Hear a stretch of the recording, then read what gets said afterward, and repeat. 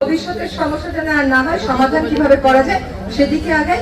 আর অন্তত ভবদহ কেন্দ্রিক না, পানি উন্নয়ন বোর্ডে একটা কমিটি করে দেওয়া হয়েছে গেজেট নোটিফিকেশন করে, সেখানে যে এলাকাতেই প্রকল্প হবে সেই এলাকার ডিসি মহোদয়ের প্রতিনিধি থাকবে, স্থানীয় ভুক্তভোগী জনগণের একজন থাকবে, একজন ছাত্র প্রতিনিধি থাকবে, একজন বাইরের এক্সপার্ট থাকবে।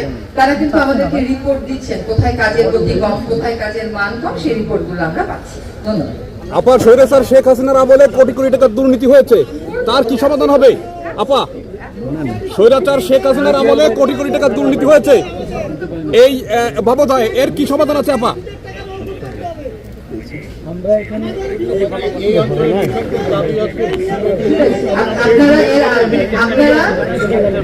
আপনারা কিন্তু ঠিক আছে, ঠিক আছে, আপনাদের একটা দাবি হচ্ছে কৃষি ব্যাংকে সুদের টাকা মওকুফ করতে হবে, এটা শুনেছি।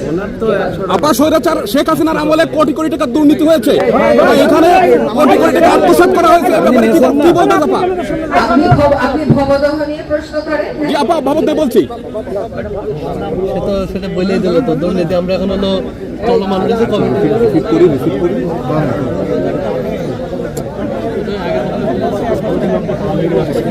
সামনে যে বেকার আপা, ভবদহ নিয়ে আপা, এই লোকটাকে আপনার সামনে এই লোকটা বসেন না, আর তুই আকাশ না ওটা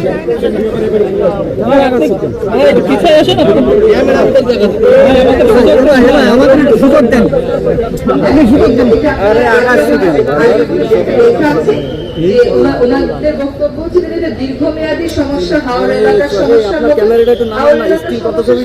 সমস্যা পুরোটা মিলে পুরোটা মিলে ওনাদের কথা হচ্ছে যে ভবদহে এই যে জলদুর্ভোগ, এই জলদুর্ভোগ নিষ্পত্তি করার জন্য পার্মানেন্ট একটা ফান্ড ক্রিয়েট করা যায় না হাওড় এলাকার মধ্যে। এটা একটা ভালো সাজেশন, আমরা এটা নেব। আপা, ভবদহ নিয়ে কোটি কোটি টাকা দুর্নীতি হয়েছে, স্বৈরাচার শেখ হাসিনার আমলে কথা বলছে। একক সমাধানের কথা এখন আমার করতে বলা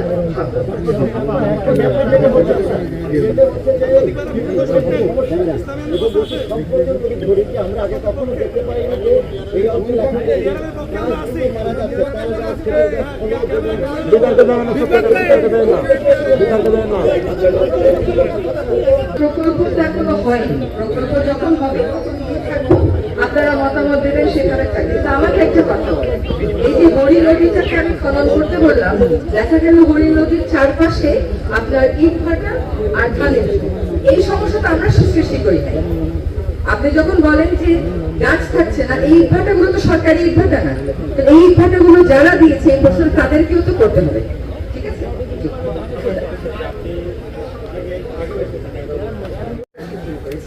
কোন কোন জায়গায় কৃষকরা আমাদের কাছে অ্যাপ্রোচ করার আগেই নিজেরা পাম্প করবে আপনাদেরকে।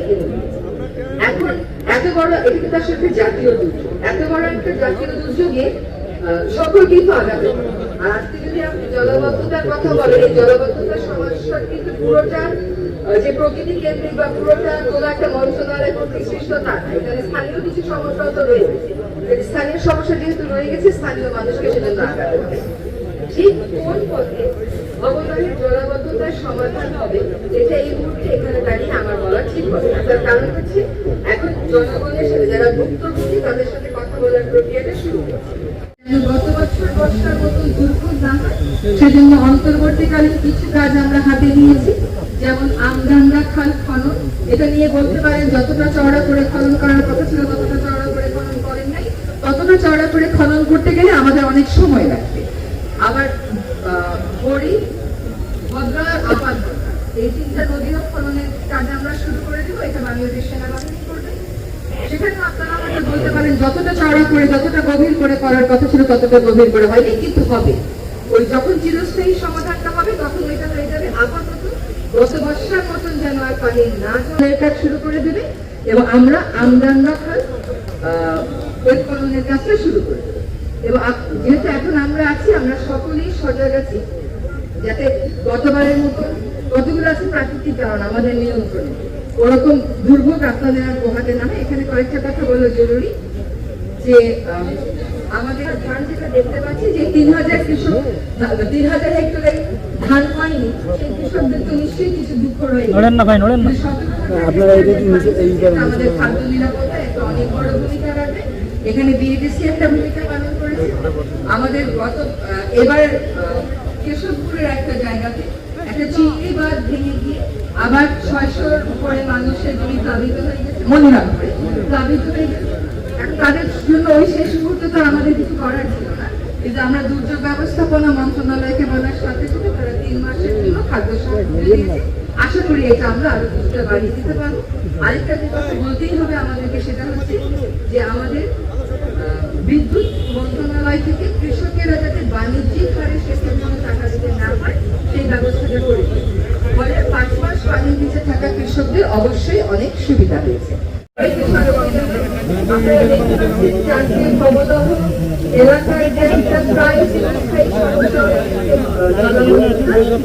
সেখান থেকে সাময়িক কিছু উত্তরণ আমরা আপ্রাণ চেষ্টা করি এবছর করতে পেরেছি।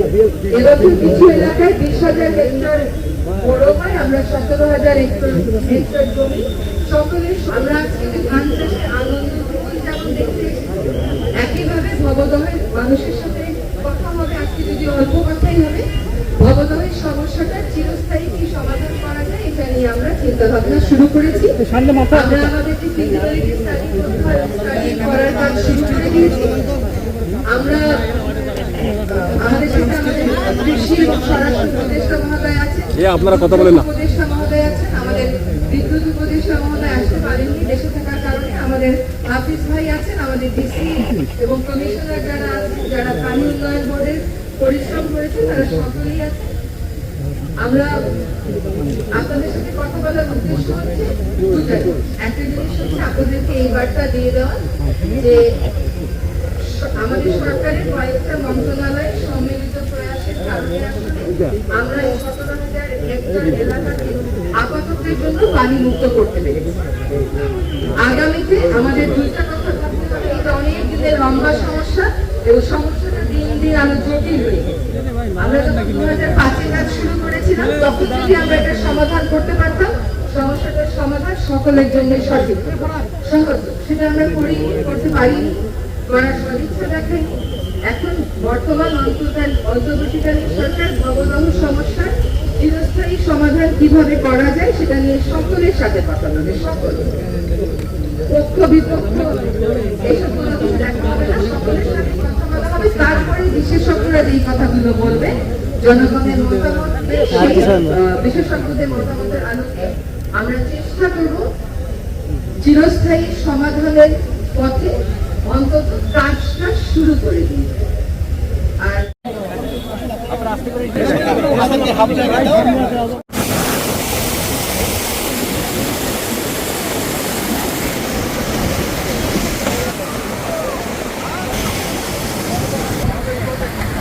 জনগণের পক্ষে খেয়াল রাখবেন যে জনগণের যেইটাই উপকার হয় যদি কোনো জায়গায় ক্ষতি হয় ওইটার প্রতিবাদ করবেন, জনগণের যেখানে উপকার হয় ওইটার পিছনে আপনারা। স্যার সাধারণ জনগণ বলছে সাধারণ জনগণ বলছে টিআরএম তারা চায় না। স্যার এ ব্যাপারে স্যার একটু কি বলছেন? জনগণের সাথে আলাপ করে ডিসিশন নেওয়া হবে। আমরা অবশ্যই টিআরএম চাই। স্যার টিআরএম হলে কি সুবিধা হবে স্যার, প্লিজ একটু বলতে যদি। আমি তো ওখানে আপনাদের ব্রিফ করব। জি স্যার।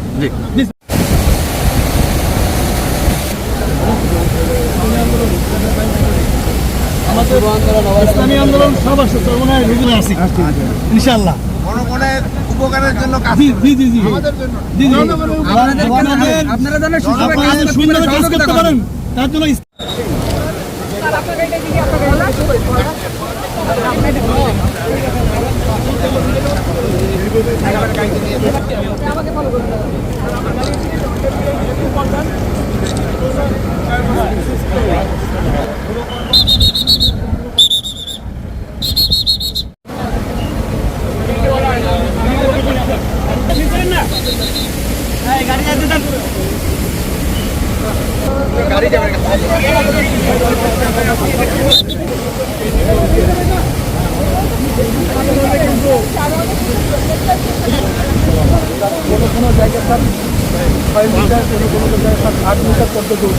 এইবার যে ওরা খাচ্ছে ওরা ভাবে সেখানে আমরা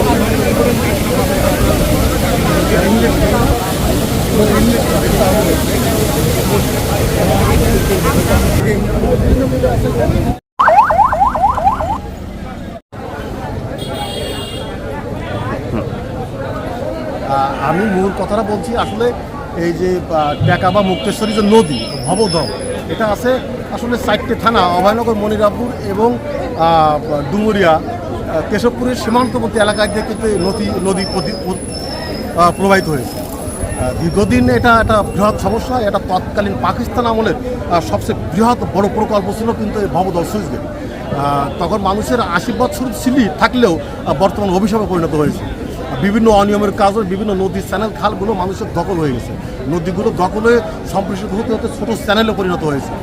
এখন আমাদের দীর্ঘ অভিজ্ঞতা থেকে আমরা যা জানছি, যা বুঝেছি, তাতে আমার ধারণা মতে আমি ব্যক্তিগত ধারণার মতো বলছি, এটা যশোরের আপ থেকে একদম খুলনা নিশা পর্যন্ত যেটা আমাদের মেন সমস্যা। নদীগুলোও দখল হয়ে গেছে, নদী আগের জায়গায় ফেরত যাইবে এবং নদী খনন করতে হবে এবং নদীর দুপাশে যে ভেড়ি রাস্তাটা এমনভাবে করা হবে যে ওই ডাইরেক্ট যশোর থেকে খুলনা এই রাস্তা দিয়ে, এই ভেড়ির রাস্তা দিয়ে বাস চলাচল করবে, যানবাহন চলাচল করবে এই অব্দ রাস্তা দিয়ে। এটা খুব টেকসই, মজবুত এবং উন্নত হবে। এখানে প্রাকৃতিক একটা বেষ্টনী হবে, এলাকার পর্যটক এলাকা বলে বিবেচিত হবে, বিভিন্ন দেশের এলাকার লোকজন এখানে আসবে, পর্যটক এলাকা হিসেবে চিহ্নিত হবে। এই হলে এলাকার লোক স্থায়ী সমাধানভাবে বাঁচবে। এটা আমি সাংবাদিক হিসেবে বা আমি এখানকার এই ভবদের পাড়ের একজন সাধারণ মানুষ হিসেবে, জনগণ হিসেবে আমি মনে করি এটা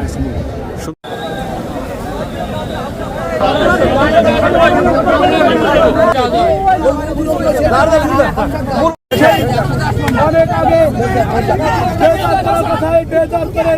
আমাদের যদি একটি প্রত্যেক বিলে একটা করে পাওয়ার পাম্প ব্যবহার করা হয় তাহলে আমাদের বিল চিরকালের জন্য বেঁচে যাবে। আর কিছু দালাল আছে, আমাদের বক্তব্য সাহেব আছেন, ওনার 100 বিল নাই, আমাদের বিল নেই।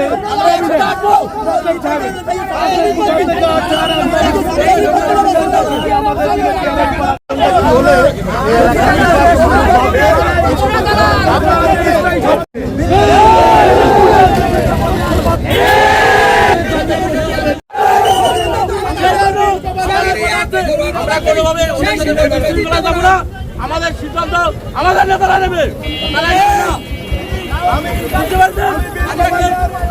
সাধারণ মানুষ হিসেবে বলতে চাই, মনিরামপুরের বিলে টিআরএফ করতে হলে মনিরামপুরের নেতাদের সঙ্গে যোগাযোগ করতে হবে। আপনারা মনে করছেন যে মনিরামপুরের মানুষ ঘুমিয়ে আছে? না, মনিরামপুরের মানুষ রক্ত দিতে জানে। মনিরামপুরের মানুষ দেখিয়ে দিয়েছিল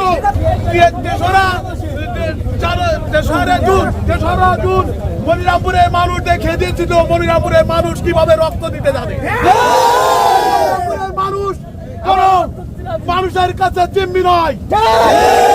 ইকবাল, মুসা সাহেব, আসাদুজ্জামান মিন্টু এবং গাজী নামুল সাহেবের সঙ্গে পরামর্শ সিদ্ধান্ত দেওয়া হয়। মনিরামপুরের মানুষ খেটে খাওয়া মানুষ, মনিরামপুরের মানুষ কখনো দালালি করতে চায় না। রক্ত মানুষের মানুষ, তারা কর্ম করে খায়, তারা দিলে অর্থ